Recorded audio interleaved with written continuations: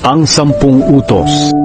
Sinabi ng Panginoon, Ako ang Panginoon na inyong Diyos, na naglabas sa inyo sa Ehipto kung saan kayo inalipin. Huwag kayong sasamba sa ibang mga Diyos, maliban sa akin. Huwag kayong gagawa ng mga Diyos-Diyosan na anyo ng anumang bagay sa langit o sa lupa o sa tubig. Huwag ninyo itong paglilingkuran o sasambahin. Dahil ako ang Panginoon na inyong Diyos, ay ayaw na may sinasamba kayong iba. Pinaparusahan ko ang mga nagkakasala sa akin, pati na ang mga anak hanggang sa 3 at 4 na henerasyon ng mga napupuot sa akin. Pero ipinapakita ko ang aking pagmamahal sa napakaraming henerasyon na nagmamahal sa akin at sumusunod sa mga utos ko. Huwag ninyong gagamitin ang pangalan ko sa walang kabuluhan. Ako ang Panginoon na inyong Diyos ang magpaparusa sa sino mang gagamit ng pangalan ko sa walang kabuluhan.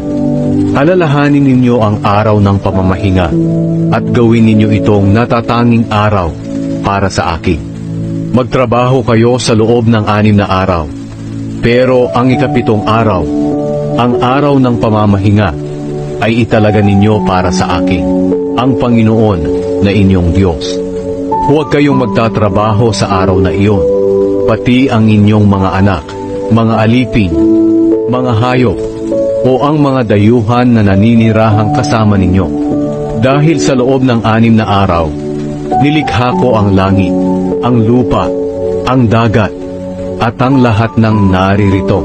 Pero nagpahinga ako sa 7 araw. Kaya pinagpala ko ang araw ng pamamahinga at ginawa itong natatanging araw para sa akin. Igalang ninyo ang inyong ama't ina para mabuhay kayo ng matagal sa lupaing ibinibigay ko sa inyo. Huwag kayong papatay. Huwag kayong mangangalunya. Huwag kayong magnanakaw. Huwag kayong sasaksi ng hindi totoo sa inyong kapwa.